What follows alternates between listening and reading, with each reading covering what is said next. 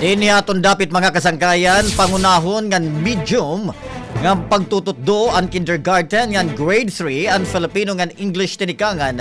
Yan ang school year 2025 ngan 2026. Sumalay ni ang Department of Education Order Number 020 Series of 2025.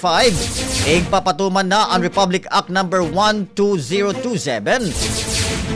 Naguhuman ang paggamit in mother tongue kumo pangunahon ngan kayakan o lingwahe hapag tututduhan siyahan nga level han edukasyon.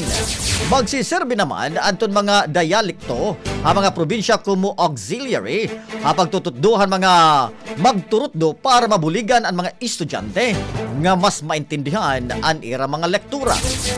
Sugad man ang mga eskwelahan ngan learning centers nga magdudumara hin monolingual o usa nga kayakan nga magtututduluat sugadhan para hanton mga indigenous peoples of education.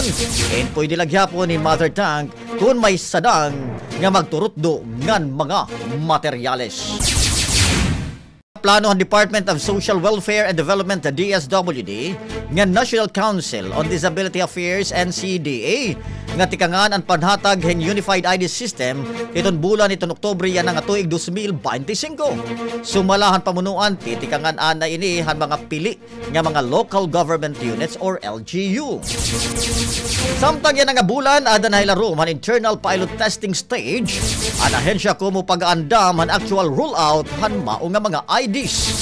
Hamao nga stage ginkikita nga pati unan o mas magiging epektibo ang paggamit han bagong ID system han mga PWD.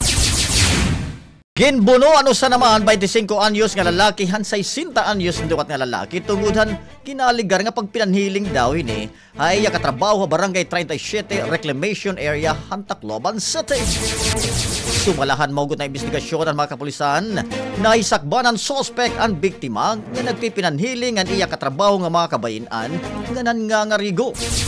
Dito na daw nang alas anton sospek ngan umuli pero mahuman ang pira ka minutos bumalik ini ngan ginbuno ang biktima gamit ang ice pick.